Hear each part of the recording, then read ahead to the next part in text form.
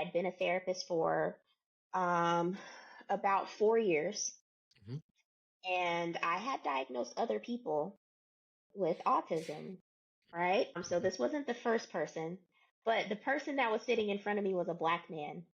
hmm And we went over his, I conducted his comprehensive clinical assessment. And about three-quarters of the way through, I'm like putting the pieces together in my mind that this person is likely an autistic person. hmm And I have never talked to another human that I understood more fully in my life. Like, you are telling my life story and hmm you're describing it in a way that makes complete sense to me. We ended up working with each other for about 6 months. hmm But that day, I gave him his preliminary diagnosis, sent him on his way. I took a break, walked out to my car, bust into tears, called my hmm mom. Mom, I'm autistic. I'm autistic. What have we been doing?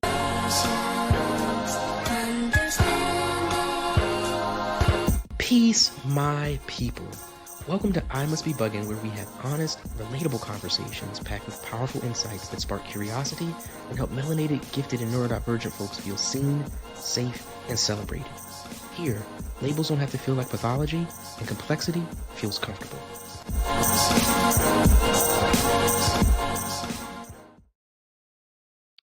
Hey everyone, welcome to the latest episode of I Must Be Buggin'. This is your host, Sheldon Gay. As always, such an honor to have you here.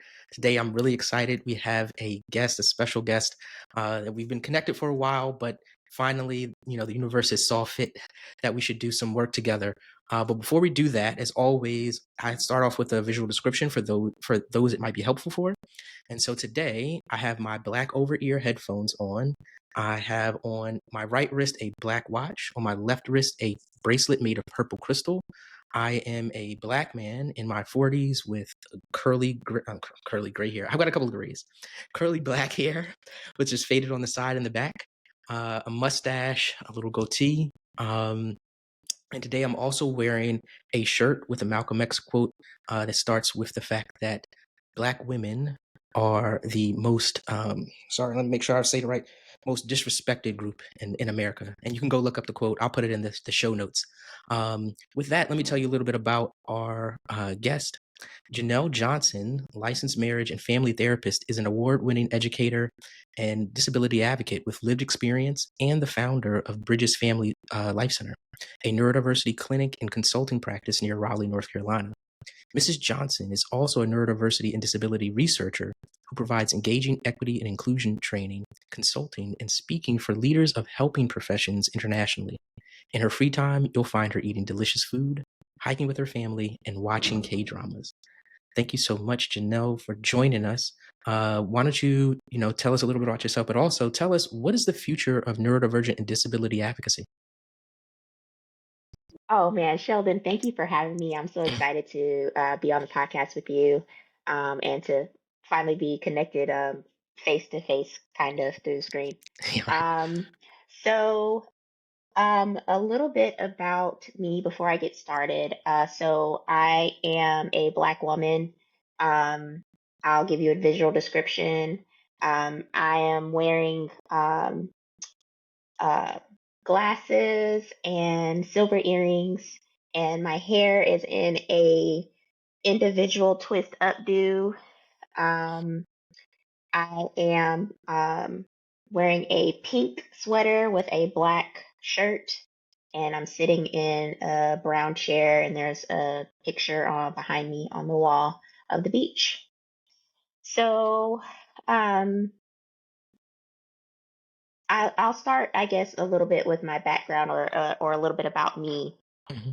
So, as I said, I am a Black woman, but I also am multiply neurodivergent and multiply disabled.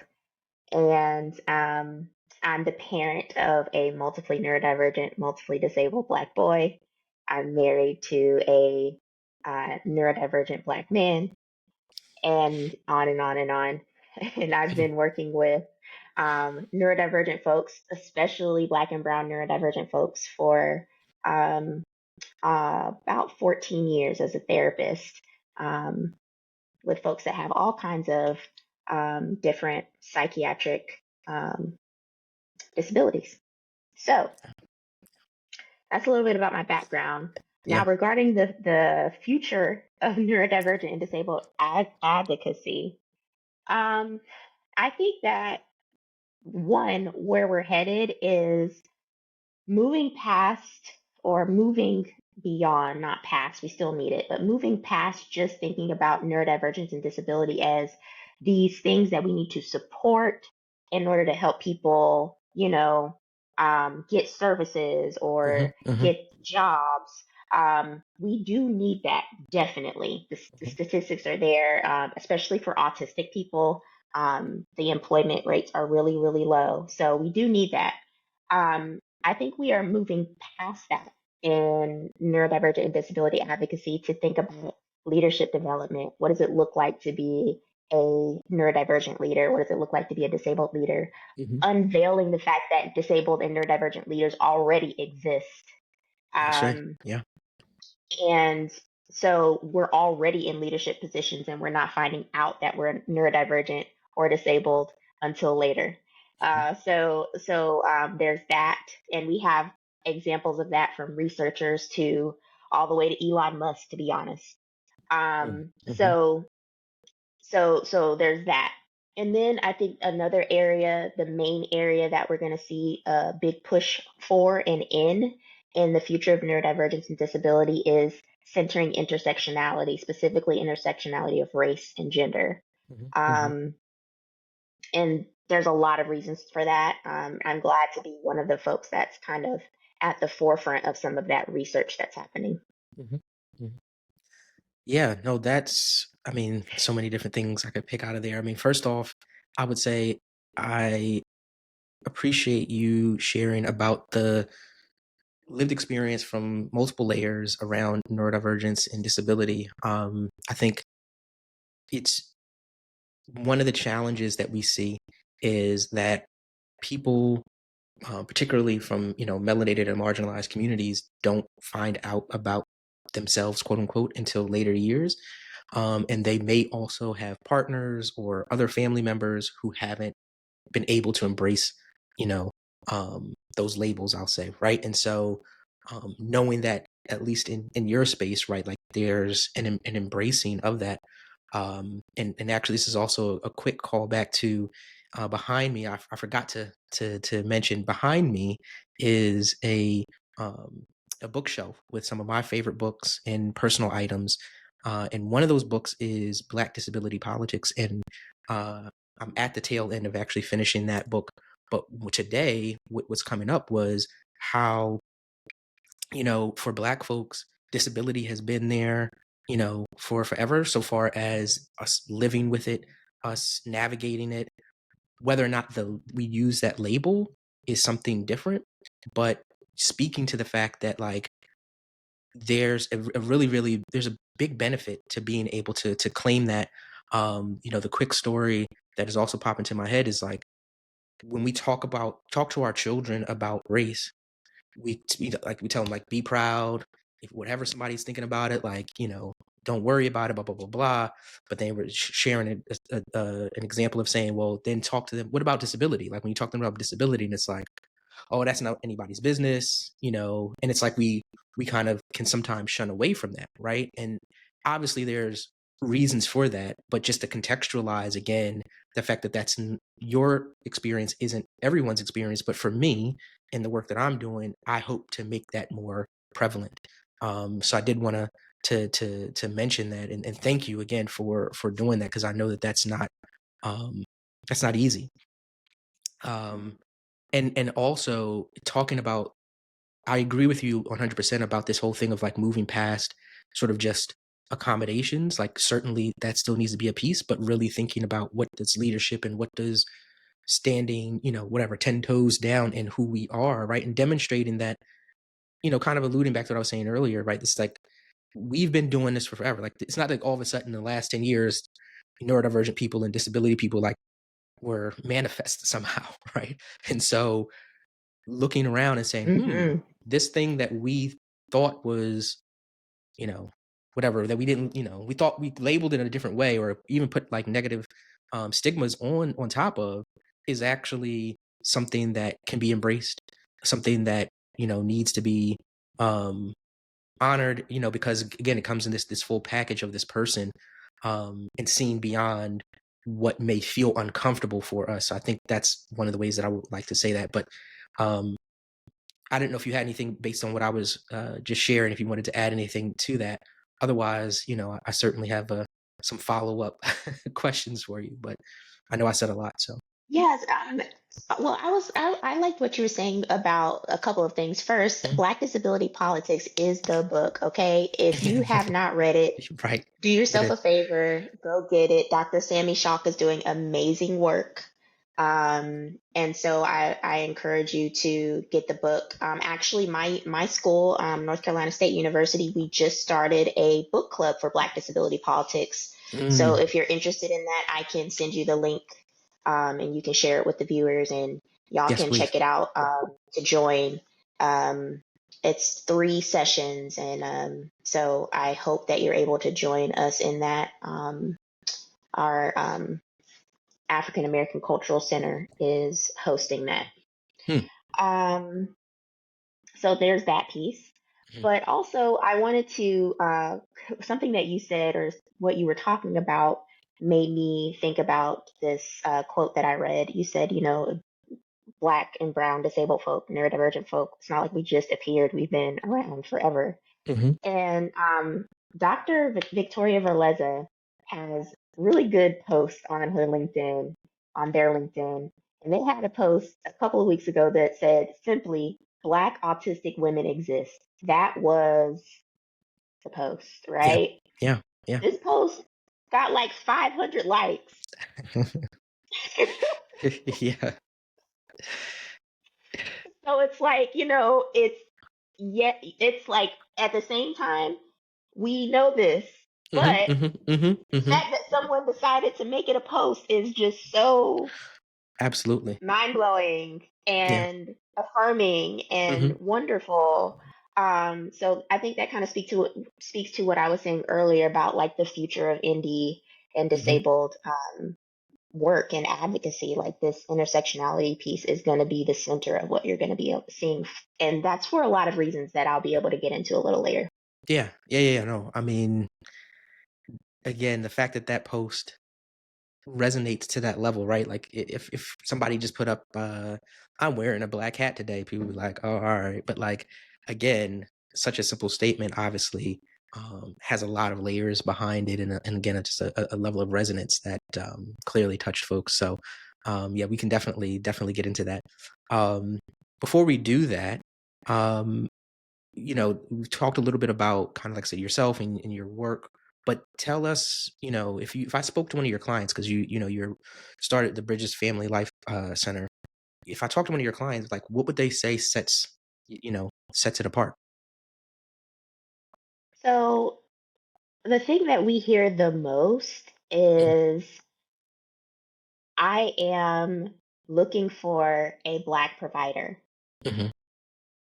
And I'm so happy that I have a Black provider. It's so much easier working with a Black provider or Mhm. any combination of those things. Mhm. Mhm. Um, and so I think what separates us is that we are doing quality work and we are doing it with, while centering um, cultural sustainability. And whether that cultural sustainability is talking about neurodiversity or ethnicity or whatever, Mhm. we want whatever culture you ascribe to be affirmed. And we want to introduce you to cultures that you may be a part of or Mhm. identity development, right? Mhm. So Mhm. I Mhm. always tell folks that if you're a provider, if you're a clinician and you provide someone a diagnosis, there's a very strong chance that you are introducing them to the disability community or the Mhm. neurodiversity community Mhm. or Mhm. both. Mhm. So it's for me ethically, and I have some writing on this in a book called Anti-Blackness and the Stories of Authentic Allies. I write a chapter on the intersection of race and disability, focusing on anti-ableism. Mhm. Mhm. And um, for me, what our work is about is helping people not just um, get a diagnosis and understand the diagnosis, but also integrating that into their identity in a healthy way. Yeah. Yeah. So I think that's the main thing that kind of separates us. Yeah.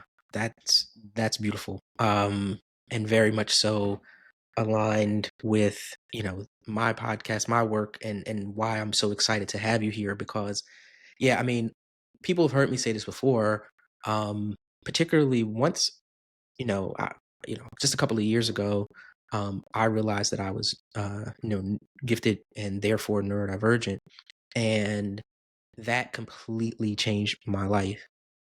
Some people might think, oh, you get this label, and it's like, okay, like it's like getting a new pair of socks or whatever, and it's like, okay, I just put them on, and like, it's like, no, no, no, like when you get this new identity, it can completely change your life and certainly how you look at yourself going forward.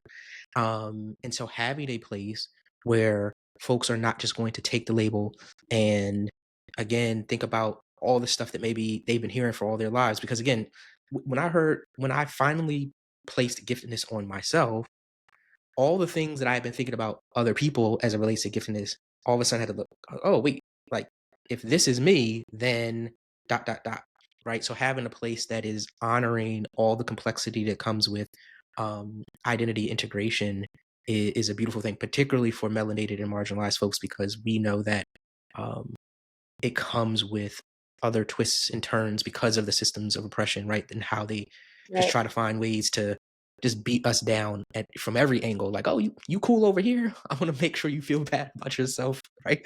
From this angle over here. And so, yeah, that's a beautiful, beautiful thing. So to that end, I guess, why would you say, your work is so pressing at this moment? Oh gosh, there's so many reasons.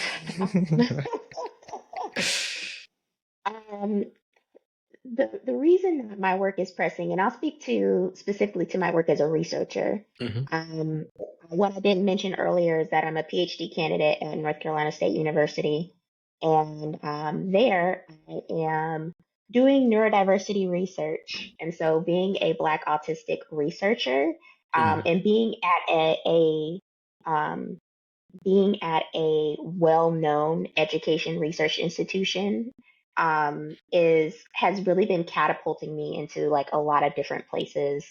And uh, it's rare. Like there's almost no Black autistic researchers doing mhm, empirical research, mhm, especially. mhm, mhm, So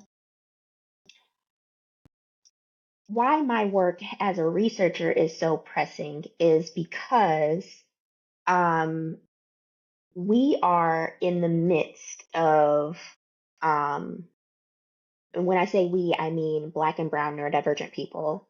We are in the midst of experiencing a double whammy in policy and practice shifts mhm, that are impacting our wellness, mhm, that are impacting our ability to work, our ability to secure Medicaid, mhm, our ability to go to school, um, and get appropriate services there when we do attend, mhm, from K through 24 education. mhm, mhm, mhm, So in every facet of life where we're talking about things that we need, we're talking about services and supports that we need in order to um, live and in order to achieve um, well-being, that those things are being attacked. mhm, And then our very identity is also being attacked.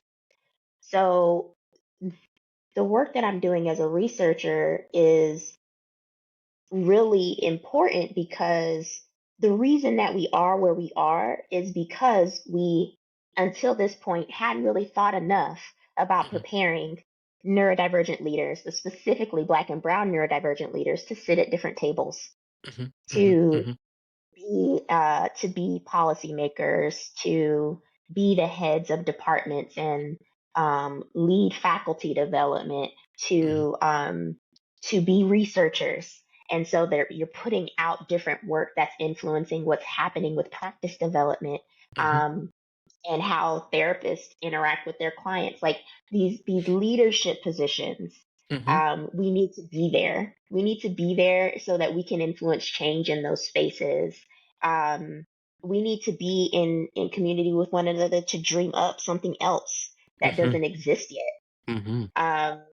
And so I think that speaks to the importance and the timeliness of my work. Absolutely. To kind of go back to, like, you kind of spoke about it a little bit earlier, but just to reinforce that, I mean, as I'm thinking about, again, people embracing their full selves. Like, one of the things I talk about is, embracing your cape and your kryptonite, right? And I think it's really, really important for people to understand, right? Like, I think that there's comes neurodivergence comes with many different things, right? And there's gonna be some things that you love and that other people celebrate, and there are gonna be some things that make it hard for you and that the world environment will make harder for you. Yep. But that, for me, is not a call to, like, give up or be apathetic. It's a call to say, okay, how do we empower ourselves to, one, again, shine where we already are, but again, find ways to further influence and achieve whatever goals that folks are looking at. I think one of the challenges with folks, particularly who are already in, have whatever fancy title or whatever. One of the challenges with these diagnoses is that they say, oh, like, if I accept this thing, it means tearing this whole thing that I've built up apart. And I very much believe the opposite, right? And I think, again, your work is, that's, I agree. That's one of the reasons why it's so important, is because we need to, again, not just, again, be influencing things, but also making sure that those folks are able to love themselves and empower themselves where they are and where they want to go. Um, so, thank you for doing that work. Definitely. And one thing I would just say, I don't think we talked about this, but I did go to NC State for a year for grad school, and I know a lot of folks from NC State, but we'll have to talk at some point about campus life and all this other kind of stuff from NC State. Oh, well, you're gonna love when we get to talking about my research, because you got to hear my story and Oh, you got yeah. to hear why I'm doing what I'm doing, and Okay. there's a Yeah. lot to it there. Yeah. Okay. Then, like, yeah, let's move to the next question. I mean, again, we've talked sort of generally about the importance of your work, but how does being a Black woman influence the work that you do? Oh wow. Um, I guess it influences the work that I do because I choose to specifically call attention to my Blackness, Mm-hmm. and I choose to specifically call attention to race. Mm-hmm. Um, that is very challenging right now. Mm-hmm. Um, it's very challenging here in North Carolina. Mm-hmm. Um, Mm-hmm. but I choose to do it anyway because if you're talking about literally any topic, but we'll talk about neurodiversity and disability right now. If you're talking about neurodiversity and disability and you're not talking about race at all, then you're not really talking about it, Absolutely. because there's too many black and brown people on the planet. 85% of human beings on the Right. planet are black or brown. Right. So how are you talking about this thing and not talking about race? Mm-hmm. Um, so and I could go on and on. We know that Gen Alpha, for instance, my son's generation, is the first generation in the US is going to be predominantly black or brown. Mm-hmm. So, um, I mean, we could try to stick our heads in the sand if we want to, but Right. Right. it kind of is what it is. It's here. Mm-hmm. We're faced with it. I will talk a little bit about the new CDC study that was released a couple months ago, with updated numbers for autism, but it's there. The Mm-hmm. evidence is there. So, um, me talking about and calling attention to my race and my gender, and being influenced by my lived experience as a neurodivergent Black woman, Mm-hmm. um, is really important and influential in the questions that I ask in my research, the topics that I choose to research, the program that I chose to join, and also the way that I shape and understand the data when I receive it, right? So um, it's all the way influential for sure. Yeah. Yeah, no, I mean, I didn't, I guess I didn't realize the Gen Alpha stat, but I mean, I think it makes sense, right? I didn't know it necessarily explicitly, but um, we could go on a whole tangent about why a lot of the things that we're seeing now are happening, and one of those things would be the fears around that, realization, like, Yes. oh, so, but again, sort of to the larger point of like, um, again, you can't speak about any of those topics without bringing in a core part of what is going to be one's identity, particularly in this US culture, and certainly other westernized cultures, right, where race is just so race and ethnicity are so um, intertwined with every single thing to Yeah. just not even speak about it. Again, I think a lot of times when I'm doing my work and I'm listening to people talk about, I remember it was like months ago, maybe even a year ago now, there was a woman who was like 60 or 70 and was just figuring out that she had ADHD. And I'm like, Hmm.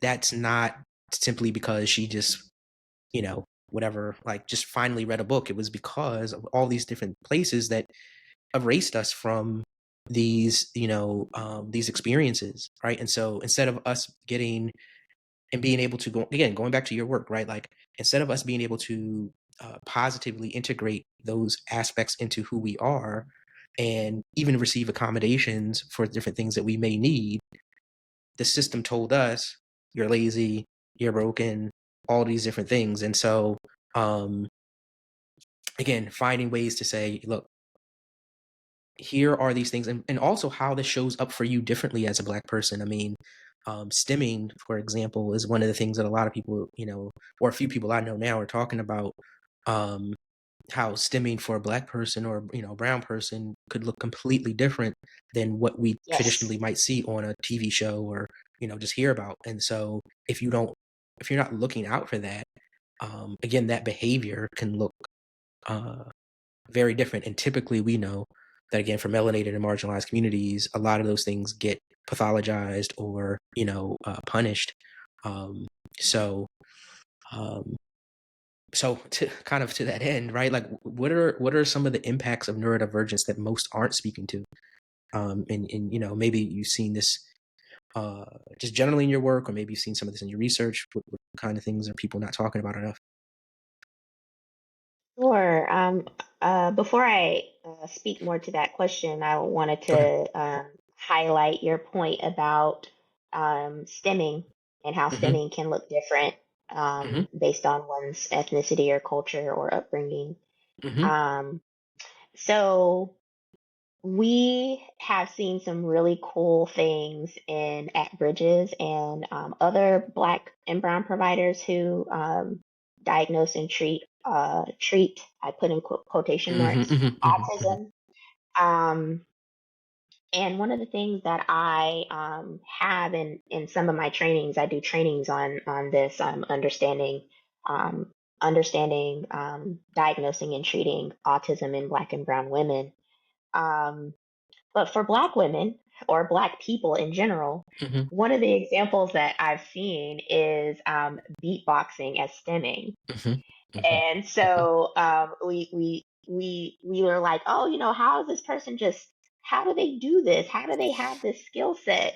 And it's Right. like it's a skill, and it's because they really love the way that it makes them feel Yeah. to have that repetitive beat making. Mm-hmm. Yeah. No, no, no, no. Uh, 100%. and 100%. it's for all people that is not a vocal stem, that all people that do beatboxing are not autistic, Yeah, yeah, right? yeah. Right, right, But right. like That's right. there's there are some people that one of the reasons they're excelling at this Mm-hmm. is because that's is because that is a comforting and enjoyable stim. Absolutely. Absolutely. Um, so with regards to what folks aren't really speaking to, is exactly what we're saying right now. Cultural and familial influences that converge and come together to impact the way that neurodivergence presents. Mm-hmm. Um, and when I say neurodivergence, I should be more specific. So certain neurominorities present, like autism and ADHD. Mm-hmm. So you have folks that um, they're not getting diagnosed because people have a certain picture of what autism is and what it looks like. Mm-hmm. I'll tell you Mm-hmm. my story because it's impactful and Please. because I love telling it. Please. So when I self-diagnosed because I was sitting down in my office. I had been a therapist for um, about 4 years, Mm-hmm. and I had diagnosed other people with autism, right? Mm-hmm. So this wasn't the first person, but the person that was sitting in front of me was a black man, Mm-hmm. and we went over his. I conducted his comprehensive clinical assessment, and about three-quarters of the way through, I'm like putting the pieces together in my mind that this person is likely an autistic person. Mm-hmm. And I have never talked to another human that I understood more fully in my life. I had never Mm-hmm. spent time with someone that I was like, oh my gosh, what? Like, you are outside of a few other things, like you have some traumas that I don't have, but outside of that, like you are telling my life story and Mm-hmm. you're describing it in a way that makes complete sense to me. And then Mm-hmm. when I tell you something, I'm used to having to explain stuff a whole lot, but when I say it, you totally get it, and you're Mm-hmm. looking at me like, why do you keep explaining? Yeah. Yeah. And I gave him his preliminary diagnosis. We ended up working with each other for about 6 months. Mm-hmm. But that day, I gave him his preliminary diagnosis, sent him on his way. I took a break, walked out to my car, burst into tears, called my Mm-hmm. mom. Mm-hmm. Mom, I'm autistic. I'm autistic. What have we been doing? Mm-hmm. Now, mind you, my Mm-hmm. son had been diagnosed about a year and a half prior. He got diagnosed at 18 months old, or Mm-hmm. actually 16 months old. He got his preliminary diagnosis. So we've been knee deep in like all things autism for the past year Mm-hmm. and a half. So Mm-hmm. that's why I was uniquely like super attuned Mm-hmm. to what was in front of me. But then it just everything clicked in that moment. I'm a black therapist serving a black client, and I self-diagnosed after I diagnosed my first black client. Mm-hmm. Mm-hmm. That's my story. I there's for those who can't see me, I am smiling big because there is a part of the joy of this realization and of this story, of this familiarity with this story. Um, there's also a part of me that I mean, I'll be honest, there's like a sadness, but not like I'm not sad necessarily for you, but it's the sadness of realizing again, here you are diagnosing someone else, right? Like you've been given the power, the you know what I mean? Like you're in position Yeah. to do that. And yet this is when it all clicks for you, right? And again, this is why again, I'm first of all, again, just so thankful for you to be here, but also why our work for me is just so important. The kind of work where we are demonstrating that there's this it kind of reminds me of one of the things I tell people, and this is more so, I've had this conversation more so around giftedness because people tend to get really caught up on, IQ tests. And, I tell people Yep. I I may have had an IQ test when I was younger, but that's not how I figured out that I was gifted. And, the kind of short, whatever analogy or a metaphor or whatever is I say, there's a guy I remember early on when I was, like I said, like a newborn gifted man or whatever, right? He was very, very much so caught up on like IQ tests. And I said, well, look, you already told me that our conversations are super, super resonant, right? Like I'm like one of whatever 5 people that you've ever met that you've been able to have these kinds of conversations with. And you consider yourself gifted. And I said, well, think about it like this. If you went out and you saw 2 people in like black and white striped uniform, in talking to them, you could figure out which one was an actual referee and which one worked at Foot Locker. And I don't mean that from like a classist point of view. Like, I mean, just from you'd have 2 different conversations despite what it might look on the outside, right? And so you don't need this sort of, you know what I mean? Like, you don't need to go and check their job. Like, it's IQ test is cool. And there's, like I said, a whole conversation about the limitations around IQ tests, but in just having those conversations and finding that resonance, all of a sudden it can emerge very easily. And that's another reason why, like I said, for my work, it's much more about sharing these humanized stories, because that's where a lot of people can at least enter into the space, right? As opposed to just listing out stuff. And again, no shade to anybody for whom that's like a big thing. But for me, it's like, no. Like, I'm going to tell you these stories and have people share these stories that all of a sudden you're like, wait a second, if that person's autistic and I really aligned with that, I might need to go look into some stuff, right? And that's, to me, the power of the work, like I said, that you're doing. So thank you so much for sharing that story. And I guess we've talked a little bit. I was going to ask a little bit about how this can be different for melanated and marginalized people, but we've kind of talked about that a little bit. Let's get into. I'm interested to hear some of the data. So what are maybe some like surprising stats or insights from your early research?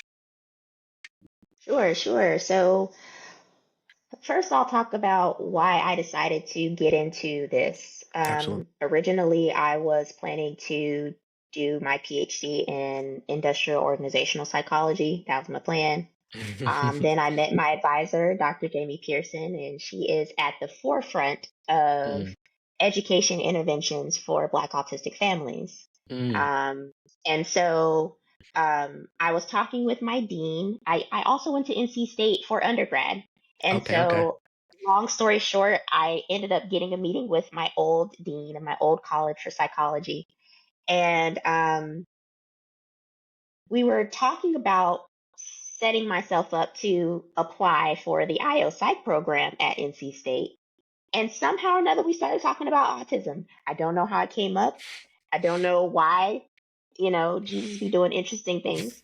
So, so I asked the dean. The dean is a white man in his 70s.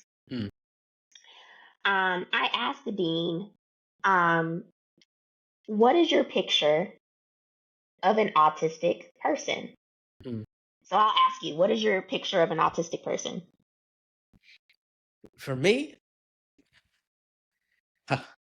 I've met so many different flavors, but for me, when I feel like I've met an autistic person, it would be, it's typically when we are having conversations, and I don't want to say we get, there's a lot of focus on um, precision, but that can be a very big sign when there's like, and again, I'm not sure. I'm sure that you've probably seen this, but for those who may be watching for the first time, you may not be familiar. There's this Venn diagram that a friend of mine, Katie, has come up with that's floating around the internet, but it's got giftedness, ADHD, and autism, right? And Yep. so there's a lot of like Katie Neff? familiarity. Yeah. Yeah. So like Yeah. there's a lot of and I would also say, like, some overlap with it for me as well when it comes to sensory issues, right? And Hmm. so one of the things I would say too is I didn't say this explicitly earlier for you, but I know others have heard me say this, is that I don't believe in pulling people out of the matrix. It's not me personally, because I mean, that's not my space.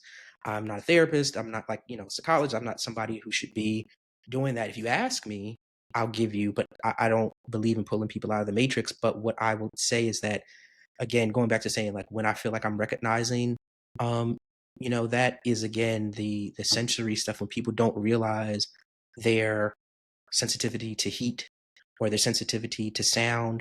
And again, I think about my family a lot.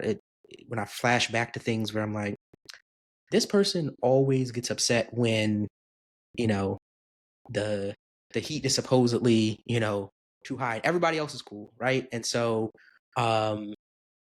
these are the kinds of things that kind of stand out. I mean, I've met so many different flavors that it's hard for me to kind of nail it down, but I'll say that those are two key things, is like when there are persistent sensory challenges that people haven't quite figured out what the reason is, and when in conversation with them, they very much so appreciate precision. That's when I'm a little flag, a little flag goes up. So You're onto some good things, by the way. Specifically the precision piece. mm-hmm. That's one of the challenges that autistic folks and non-autistic folks experience when they are communicating with one another. Mm-hmm. But anyway, I said all that to Sorry. say I asked the dean. It's okay. Mm-hmm. I asked the dean the same question. The dean told me that he pictured a white child, right? Mm-hmm. That child was male, Mm-hmm. and the child was socially awkward, had behavioral issues, right? Mm-hmm. Mm-hmm. So Mm-hmm. Mm-hmm. I told the dean that actually the face of autism in North Carolina is a black boy, and his mind was blown. So this was back in 2018, Mm-hmm. um, or 2019, maybe it was 2019. And so he was kind of like taken aback, like, what? And I'm like, yeah, you're more likely to be autistic as a black boy in North Carolina.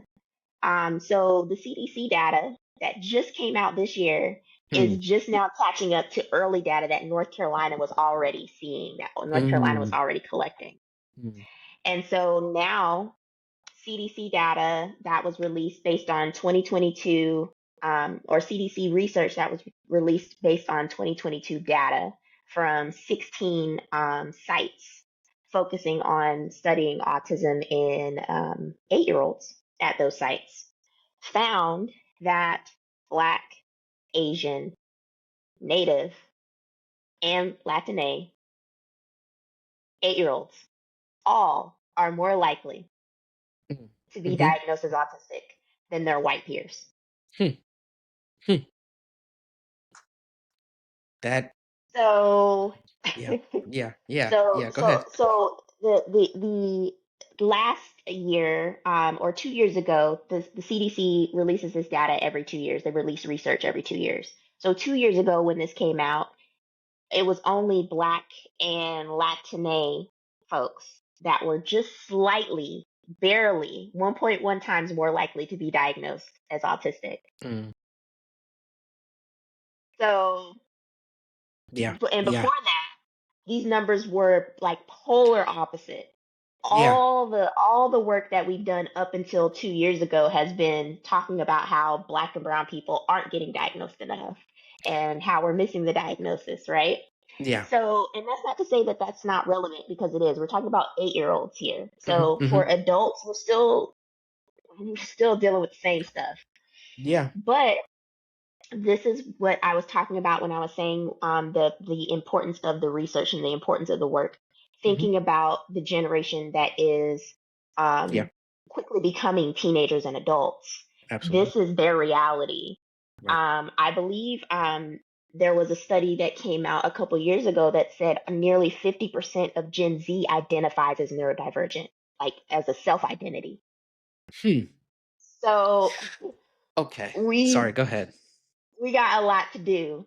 So those are some of the stats that are pushing me, and then the other set of stats that are pushing me specifically with regards to race and the area that I study, which Mm-hmm. is post secondary education.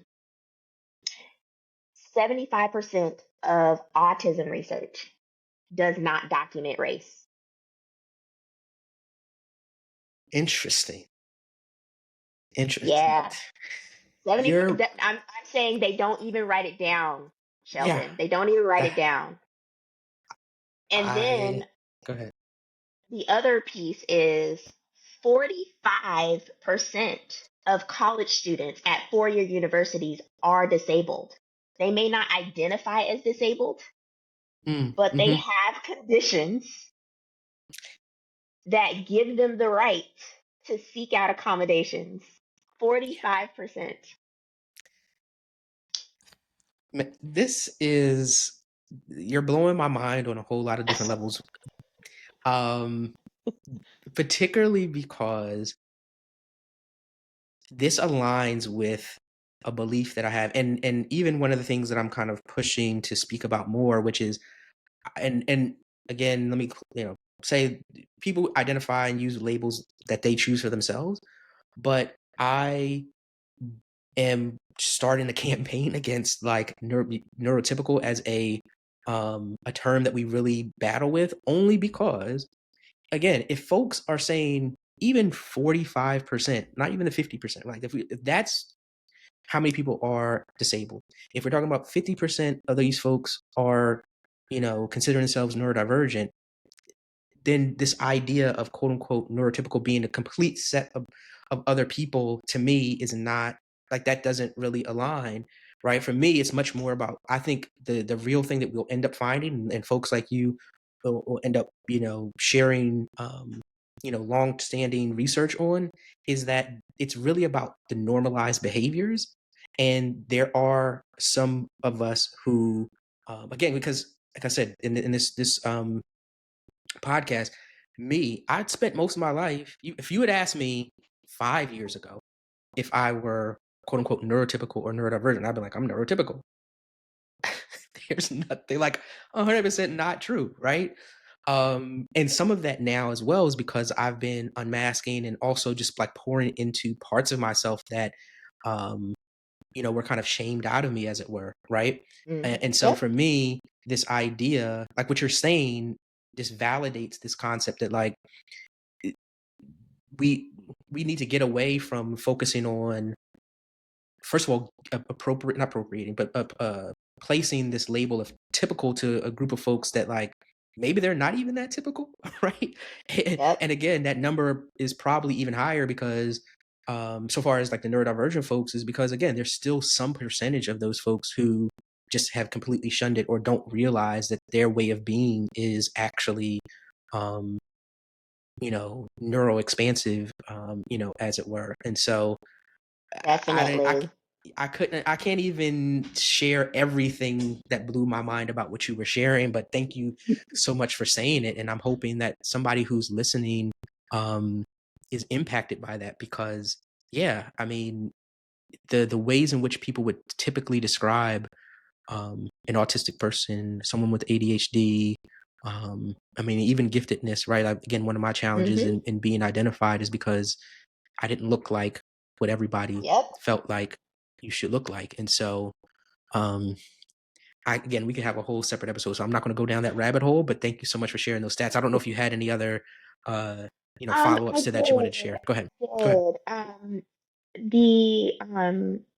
did. The the foundation of my work is the stats from other researchers, right?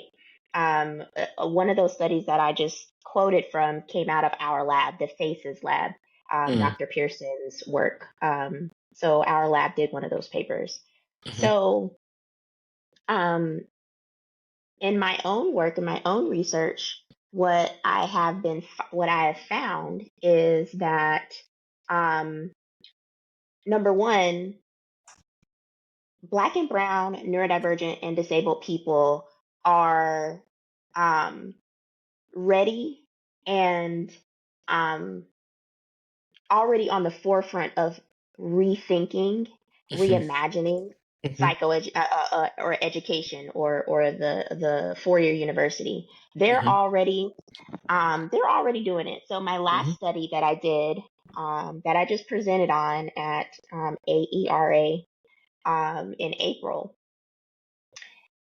was about folks that on podcasts were talking about their experiences in higher ed. And no one asked any of these people in my study, no one asked them what they thought should change in higher ed. Hmm. No one explicitly asked that question. Hmm.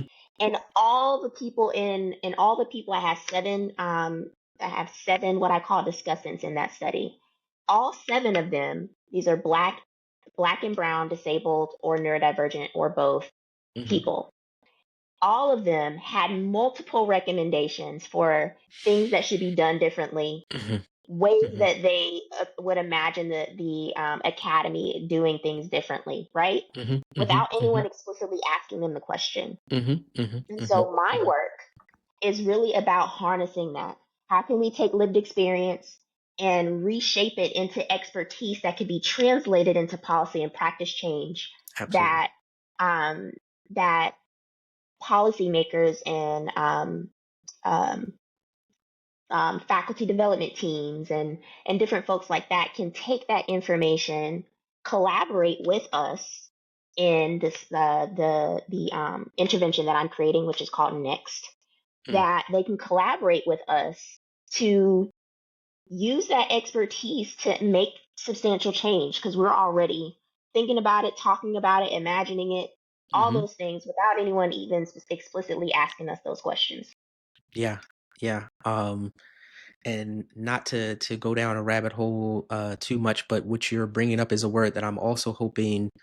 I'm sure that you're familiar with, but I'm hoping to bring broader awareness to, which is neuroqueering, and Yes. that's like super super resonant for me. And just very quickly for those who are listening, okay, do your own research, right? Like look it up for yourself. But it's not about um, one's sexual identity, right? It's really about how one is reshaping the world and thinking about it differently. Like, um, again, diverting from what norms are and asking what could the future look like? One of my mentors, I share this a lot. It's like I remember he always used to say, like, who are we? Like, let's define who we are and then ask what we want. Right. And so that's like a lot of this process of neuroqueering is like, okay, like we are here, what's all these pieces? And this is another reason why it's so important for people to have their identities, because if I don't have a piece of my identity as I'm imagining this new world, I can't account for those needs that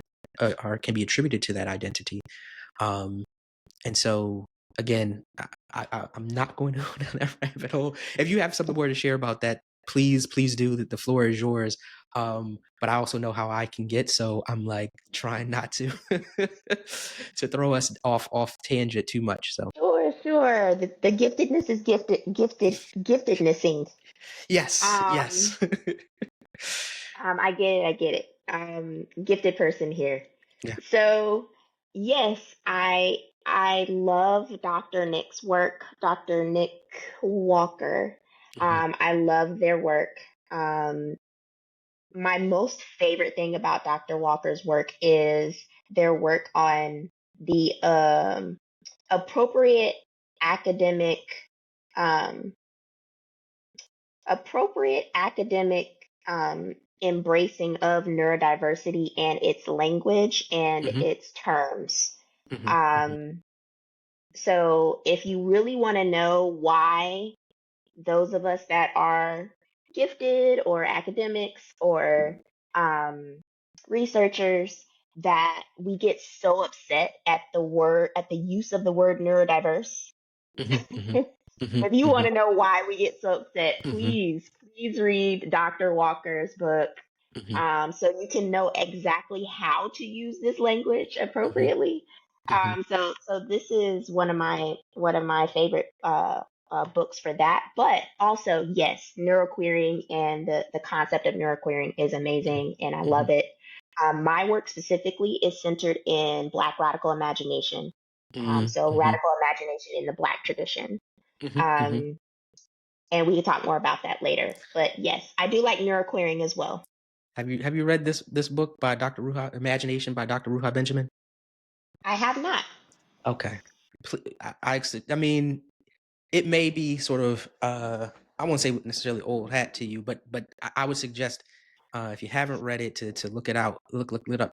I'm sorry, because it is very much so about exactly what we're talking about, right? It's like, how are we imagining this future, and why should we let other people tell us that our thoughts and our imaginings are too radical? Like, we can accept all this other stuff if it was in, coming from, some sort of tech guru or whatever. We'd accept these um, wild imaginings, but once we're talking about reimagining world from a social justice perspective, right, all of a sudden it's like, what are you talking about? This is too much. Like, kind of stay in your lane. It's like, what Mm, do you?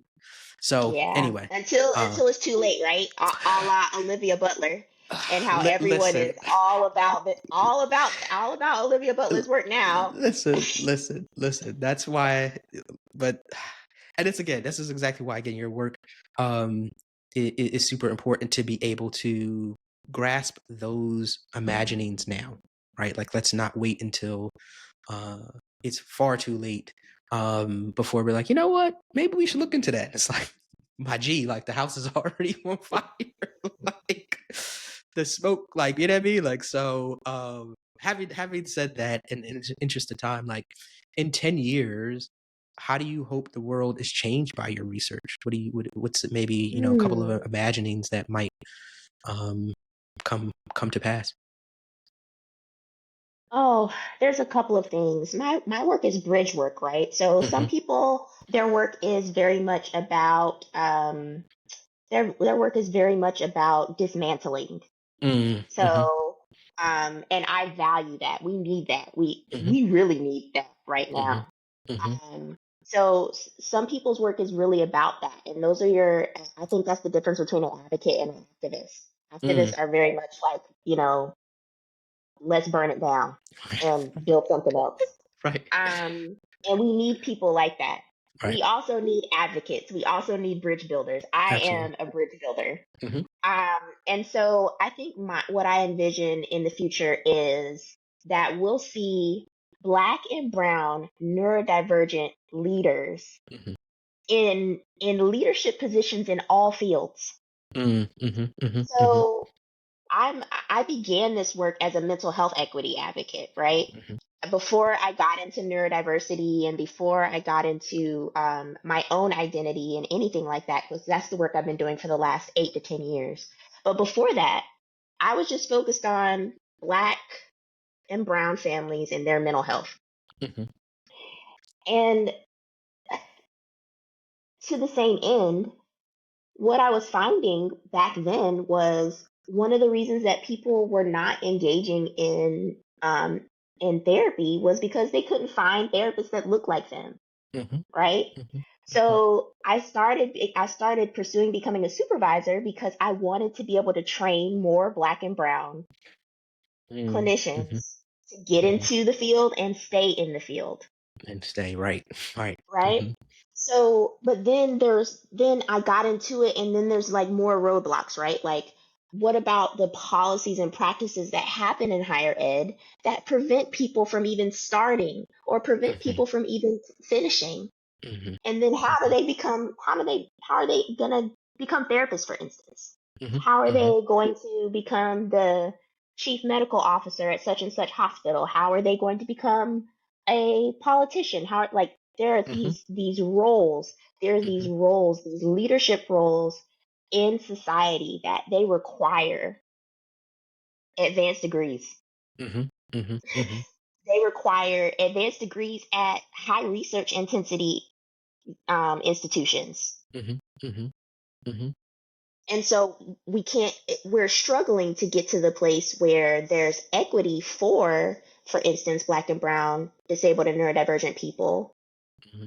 when we don't have pathways for Black and Brown neurodivergent leaders to develop and to achieve leadership positions where they Mm-hmm. can influence change Right. that can allow more people, more Black and Brown neurodivergent people to follow in their footsteps. So I imagine that there's more people like me. I'm the Mm-hmm. first Black president of the North Carolina Association for Marriage and Family Therapy. Ashe, talk your talk. Yeah, no, that's a beautiful So thing. first openly autistic as well, right? Mm. Mm. But I I got that position because of the work that I'd already done on the board for 4 years before I became president. Mhm, And in those 4 years, I did not know that I was autistic, mhm, mhm, right? mhm, mhm, I learned mhm, that I was mhm. autistic while I was sitting there on the board. Right, right, right, But right. then I still, I got elected and, and have done really cool work there. Um, but Yeah. I got in that position and then I changed things. I started our first we didn't have a DEI role on the board. There was no Mm, person that was mhm, responsible for that. So mhm, I implemented that. So now our ethics chair, that's their responsibility. It wasn't before. mhm, We didn't have guidelines for how or an agreement for DEI that folks had to sign before they came to the conference. mhm, So like mhm, mhm. stuff was going down at the conference. Right, Uh, right, Oppressive stuff was going down at the conference, and we didn't have any way to hold people accountable because we had no right, processes. right. I put those processes in place. I did our first DEI training. The board had never had any DEI training. We Yeah. just celebrated 50 years, by the way. No, first black president. Mhm, mhm, We had mhm, never had mhm. DEIA training. We had never had it, so I provided it. Like these are all things that I was able to do because I was empowered to do Right, it. right. Yeah, Um, so I envision a world where there's way more of that, yeah, where yeah. we're not relegated to this little space of just disability, just autism. No, we should be everywhere doing everything. Absolutely, absolutely. Yeah, no, that would be a beautiful future. I think again, even just tapping into the last part that you talked about, right? Like I think Black folks, melanated folks have felt this a lot just in general, where it's like, oh, if we need to talk about, Black History Month, let's get you can do it. And it's like, okay, but like there's so much more to me. There's so much more for me to get into and offer. Um, and so, right, you know, preparing us to like you said, be in just different spaces and offering that um, across the board and literally and figuratively, right? Like I know I've sat on boards where like you said, there's no policy, right? Even if generally speaking, you look around and say, okay, I think everybody here might agree with this. There's no policy or focus, and so, like you said, if something comes up, you know, uh, there's no way to hold anybody accountable. And, even if there's nothing there and something comes up where we as a board have to make a decision about something, there's no way for us to there's no guide for us, right? There's nothing that says these are our principles or this is like, and so that's how people, and we know humans, right? Like that's how I'll just say suboptimal decisions end up getting made. Don't even necessarily have to be like overtly harmful per se, but like just decisions that you say, we could have probably done better there. Okay, well, how do we do that? So, again, really glad that specific to your situation, you've done some work, but as well, um, your work again helping to expand that everywhere is really really helpful. Um, okay, so as we try to round out and going back to this whole idea of imagining and just thinking about what we might want for the future. And actually, one thing I wanted to ask really, really quickly. I know for me, finding a Black therapist, and particularly, a Black male therapist, that can be super, super challenging. Excuse me. I've had a lot of challenges, particularly prior to my self identification, where therapy wasn't 100% helpful, right? Hmm. Because Yep. there was this piece that was, being pathologized. I'd be like, I don't think my. I get the whole idea that one should not try to predict the future, but if I have like this thing with pattern recognition, that's me just kind of recognizing what's happening, not me kind of catastrophizing, right? And Hmm. so, um, here's where my question's going is, you know, where for you have you I don't know whether or not you've been in therapy, you want to share anything about that, but like, where have you specifically around helping people have a better therapeutic experience? Where have you seen that play out? Like, or can you maybe give us one example where you're like, again, either for yourself or for somebody else who came in and was like, you know what? And you kind of alluded to this a little bit earlier, but like, I know therapy can be, like I said, a real challenge for neurodivergent folks. Because again, folks see stuff and automatically want to, again, pathologize stuff. So anyway, sorry. Hopefully that question made sense, but yeah. Are you asking where people should go or what they should be looking for, or? Yeah, actually, let's go to something more actionable. I was generally roundabout way asking for some examples of when recognizing one's neurodivergence or sort of honoring someone's neurodivergence led to a better outcome. But I think again, you kind of alluded to that a little bit. But let's, again, as we try to wrap up, if you have some examples, or sorry, some tips for people when they enter into therapy, how can they better advocate for themselves or better kind of like present, hey, like this is, kind of on the table. So this is what should be happening going forward to make those outcomes better for them. Sure. Um, One, I would say that the best way to find a good therapist is word of mouth still. It's still the Mm-hmm, best way. If mm-hmm. someone else has had a good experience with a therapist, then you are way more likely to have a good experience with that therapist. Yeah, yeah. Um, Therapy is just like everything else. Like there's good therapists and there's not so good therapists. And then there's therapists that it's not that they're not good therapists. It's just that they excel at one particular thing, and that's Mm-hmm. not you. Right, right, right, So, right. that's usually what it is a mismatch. Mm-hmm, Um, so I would say talk with people that have similar life experience as you about their experiences with therapy.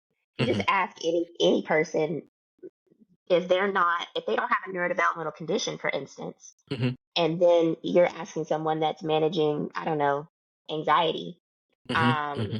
about their therapist, that's not the same. Like Absolutely. you need to talk with folks Yeah, um, that have experience with autism or ADHD, um, instead of someone else. yeah, So that's absolutely. one piece. There is a directory for neurodivergent therapists, Mm, um, indie indie therapists, if I'm not mistaken. okay. Um, Let me look it up because now I'm like thinking, what was it? I'm pretty sure Yeah. it's indie therapists that people can go to that specifically has folks that specialize in neurodivergence. Mm-hmm, mm-hmm. So that's a good place to go. Yeah.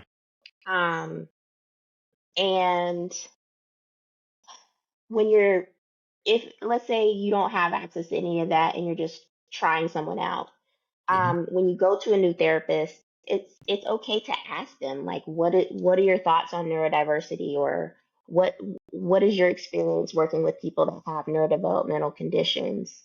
Like it's mm-hmm, okay to ask those questions. mm-hmm, They mm-hmm, should be mm-hmm. able to answer them if they know what they're doing. If they Yeah, don't, they'll tell you, I don't really have a lot of experience doing that, yeah, but they may know someone who does.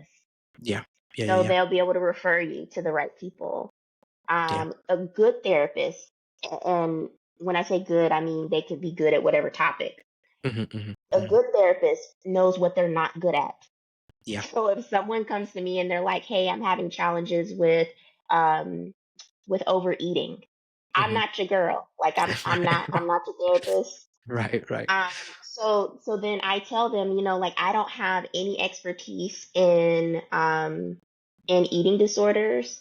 Mm-hmm. But I know some people who do. Here's where you can go. Or I Right. have tons of networks where I can speak to my network and I can say, hey, I have a client who's doing this, who's dealing with this. Can somebody help them? And Mhm. then I can refer you. Yeah. So yeah, even starting the process, even if it's not the right therapist, a good therapist, regardless of what their specialty is, will still be able to get you connected with someone who is good for you. Yeah. Yeah. Thank you. Thank you for bearing with my meandering question, but as well, I'll offer in that information because I think exactly what you said is true. One, getting referrals because it sucks to feel like you have to go through like 5 therapists to find somebody. But if you can be like, you know what, this person said that, they were good. And as well as you said, with dealing with a similar type of thing, because I don't think people realize as much as they should that there are kind of specialties, right? That it's not just like, oh, everybody's, a jack of all trades at every single right, every single kind Right. of condition and trauma and whatever, right? It's like no, like, and then lastly, right, being able to advocate and ask the question, um, where, like you said, a good therapist should be able to tell you, look, particularly if I care about actually helping you, it's better for you to go to this person who is familiar with overeating or, whatever it is, so that you can get the work done that you actually, want to. So, yeah, I hope That's it. folks who may have been uneasy about asking those kinds of questions feel better about that, because I think too, um, particularly for those who are just kind of jumping into therapy for the first time, that may be an uncomfortable conversation, but feel empowered to do that.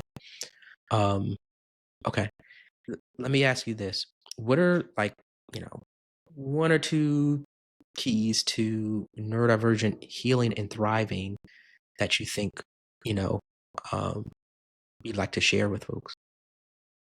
Mm, well, um, this is hard to boil down. It's like saying that if you do these three things, then you will be healed. But Right, you right, right, know, right. human healing is very complex. Yes. Um, and Hmm. I think that there are certain things that specifically neurodivergent people can do that can lead to the likelihood of more healing and more thriving. Yeah. Number one, this is the family therapist in me, but also there's lots of good research to support it. Building your support system. So at Yeah. Bridges, we say support systems save lives. Hashtag Yeah. support systems save lives. Like Yeah. they're in this current political climate. Mm. Mhm. Mhm. Mhm. Mhm. I know I'm saying political climate and people get nervous when people talk about politics. Just for reference, I am an independent and I have been a registered independent since I was 18. I have always been an independent. Mhm. So I can Mhm. go either way. So I'm not Mhm. the type of person to be like, oh, I'm gung ho on either way, either Mhm. side. But in this current political climate, that pretty much any decent healthcare provider will tell you is not healthy. Mhm. Mhm. Mhm. Um, community is all we've got. Yeah, absolutely. Absolutely. And community is enough. Mm. It might not be ideal. Like, we would Mhm. love to have more support from government and from um, um, and things like that. But Mhm. if we don't, community is still enough. Historically, we know that community is enough. Mhm. So Mhm. you need community. You need Yeah. community to improve your health. You need community to know, for instance, I just recommended asking someone about a therapist. Well, you can't do that if you don't have a support system. You don't have a community. Who are you asking? Um, you Mhm. need community. And then next, challenging internalized oppression. I'll speak to ableism Mhm. because ableism and anti-ableism is my specialty in my work. Yeah. Challenging internalized ableism is the crux of the work that needs to be done, especially in Black and Brown communities. Ashe. um, we have seen so many times where families won't get supports for their children. They're Yeah. small children; they won't get Yeah. supports for them because of their ableism that they're having Yeah. trouble managing. And listen, I get it. I'm not talking to you from like some preacher place, like, oh, how dare you be ableist. No, we all have Right. stuff to deal with. I Mhm. have been on this path for a little over a decade of managing my own internalized ableism. I did a lot of work on it in therapy for like a year and a half. That was like what I was focusing on before I started my degree.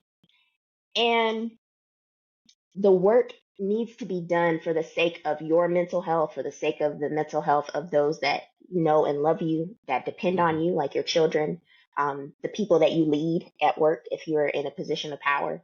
Like all of it is tied to, what are your thoughts and views about folks who have conditions and ailments? What are your thoughts and views about them? What do you think they are capable of? What do you think about them needing support? It's important to sort through what your thought processes are about these things. This is also a problem. Oh, I didn't want to talk about this, but I'm going to bring it up. Okay, This is let's go. also a problem in the autistic community. The ableism that I see, the ableism that I see about our distancing from the term disability. Oh, I'm not disabled. I'm Yeah, neurodivergent. I'm not yeah, neurodivergent. I'm neurospicy. Like all these different yeah. things where we're not digging into the base of like where is that coming from? What is wrong with being disabled? Like why is that a problem? Why are we so insistent on it? If you want to get supports and you want accommodations but you don't want to be called disabled, like help me Yeah, understand how that works, right? yeah, So the first step that we have to take is I am willing to acknowledge that I am managing ableist ideals and that I have work to do and that I will always have work to do. It never ends. You yeah, continually move towards the process of becoming less ableist, becoming more anti ableist. It takes effort and time and focus, and you get better and better at it, but you never arrive. And then lastly, embracing indie joy, embracing disability pride. Like, at the end of the day, who said that this is like so terrible and that's all it is? right, right. I wish Yeah. people had the experience that I have when I taste food. I wish they had it.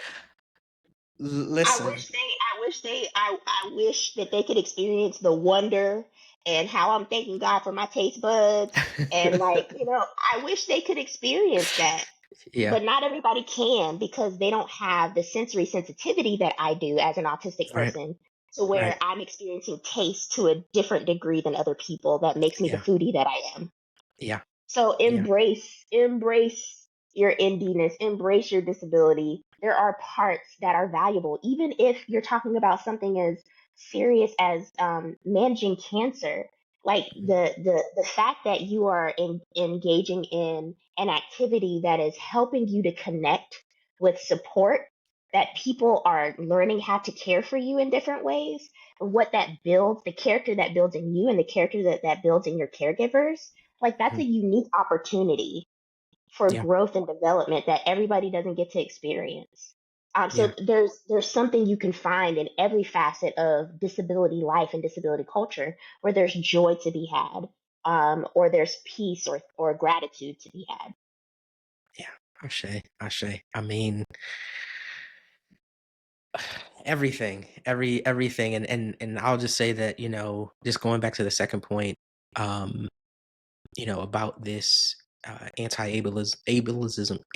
sorry, um, concept, that is at the heart of, my mantra, which is that labels don't have to feel like pathology, right? Like I think again, there's something to be said for people to be able to embrace something without having to feel broken, right?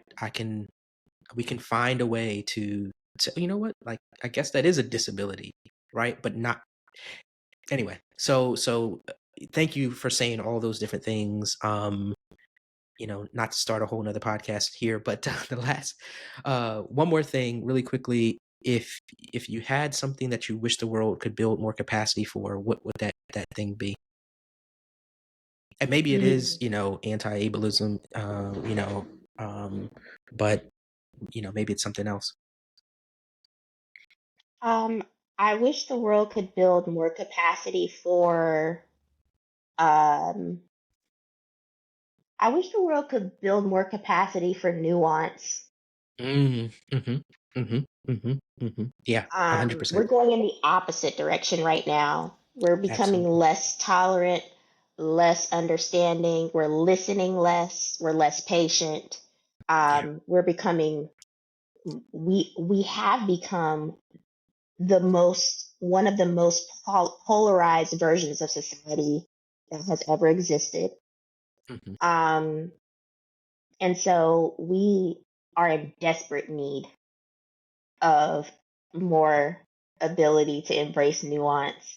I think that's the power of intersectionality. Why my work is focused on intersections of race and disability, but just intersectionality in general, and why my research is focused on amplifying lived experience and expertise of these multiply marginalized people, these Black and Brown neurodivergent folks that Yeah. live in the crux of nuance all the time, and we live in the crack is what I call it. We live in the crack. So we're not we go to a black function, and we're not and we don't fit Yeah. because we're neurodivergent, 100%. and then we go to a neurodivergent group and we don't fit because of our race, and we go Absolutely. to a women's group and we don't fit because of our quirks from hmm like just we Yeah. live in the crack, Yeah. and Yeah. we've made something for ourselves in the in between. Yeah. And I believe the world has lots to learn from us and our ability to embrace and maximize nuance. Ab- Um, and that's the crux of my work and my research. So um, yeah. yeah, that's it. Yeah, I could, if this was church, I'd be up and down the aisles, like, going wild because I 100% like I'm with you all the way. All the way. I think, in all aspects in relationships and again, when I talk about relationships, I talk about expansively, like how I relate to other people, friendship, family, romantic, whatever, right? I Yeah. think it's just if we don't find more capacity for dealing with and holding space for complexity and nuance, like it's just it's a dead end road. So okay, well, thank you. Tell us, and we talked a little bit about what you do, but maybe remind folks about what you're working on and how folks can support you and stay connected. Sure, sure. So right now I am in year 5 of my PhD, and I am doing my dissertation research. It is live right now. I have an anonymous study that's live. Okay. And my research is 3 stages. But the first stage is this anonymous survey. I am looking for 120 participants for my survey, Okay. and it only takes about 10 or 15 minutes to do. It is not long. Okay. So I'm going to share the link so that you can share it with folks and Yes. share the Yes. flyer. Absolutely. This is the first phase of this study is for everybody. So my white neurodivergent folk, I want you to Okay. participate too. Okay. Um, and the second and third phase are specifically for Black and Brown neurodivergent folks. But in order to participate, you need to be an adult, 18 or over, who has attended a Research One university. If you don't know if you attended a Research One university, you can look it up, or you can just participate in the survey and it'll tell you. It'll give you some options to choose your university, and it'll tell you if you went to one or not. And you only need to have attended for 1 year. So you did not have to graduate. It's fine. You just need to have attended for 1 year. Right. And at some point in the last decade. So you don't have to Mm, be a current student either at some point in the last decade. Um, so if you're interested, please join. If you're Black or Brown and neurodivergent, especially, please join. mhm. I'm studying 7 conditions. So most of you who are listening probably fit as far as the neurodivergent condition side is concerned. Um, but I encourage you to participate in that. If you're Black or Brown, you may have the option to participate in other phases of the study, um, where you'll be able to participate in the next summit, which is Neurodivergent Experiences Transformed. So please hit me up if you're interested in that.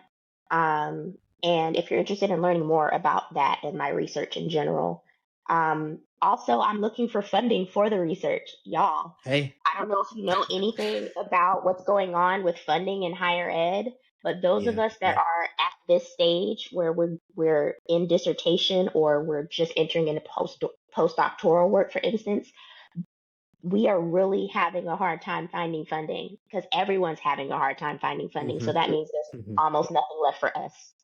Right. Right. So if you are interested in, if you have an organization that's interested in supporting or funding my research, please reach out to me Yeah. so that we could talk about that. Yeah. Absolutely. Absolutely. Yeah. And I'll put, like I said, the links and the ways to reach out to you in the show notes. But Janelle, this was absolutely amazing. There's a lot for us to even talk about offline, about some of the projects that I'm working on that I think would align. But again, thank you so much for joining me here, for sharing all of this information, for sharing your story. Yeah, I really enjoyed this, and I think folks are going to take a lot away from this. So thank you, and we'll talk soon. Thank you.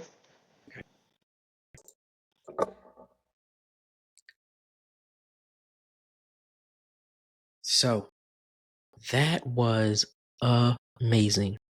I don't know about you, but that resonated a whole lot with me. And so I am super grateful that Janelle and I found time to link up for this episode. And so as we do nowadays, let me make sure that we talk about a few key thoughts from the episode before you go out and hit them streets. So the first is you can't talk about neurodivergence and disability without talking about race and ethnicity. If the future of the United States and the past and present of the entire world has been about melanated people, we can't hope to truly know the true nature of any neurotype or condition if we're not talking about them. Next, let us all make sure that we're continuing to do the work around anti-ableism. It may seem like being a part of a marginalized group means that you get what it's like for all marginalized people. However, the systems of oppression have us tied up in all kinds of knots, multiple knots, ones that we can't even see. And so it's important that we continue to do the work of untangling all of them. And then lastly, telling our stories is critical to helping other people more healthily relate not only to us, but to themselves. You could literally change someone's life by simply showing up authentically. And so if you are looking for ways to help navigate your newfound gifted or otherwise neurodivergent identity, visit my website in the show notes, sheldongaysbuggen.com, and schedule a call with me where we can discuss a plan.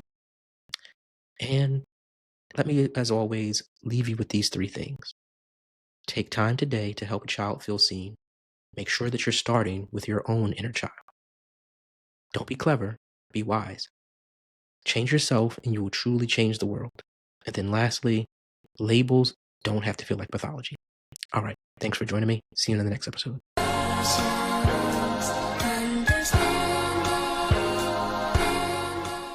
Thank you for joining me on another episode of I Must Be Buggin'. I hope you felt seen, safe, and celebrated by what you heard today. Don't forget to visit my website, sheldongaysbuggen.com, where you can catch all of my episodes, book me to speak, and check out my merch.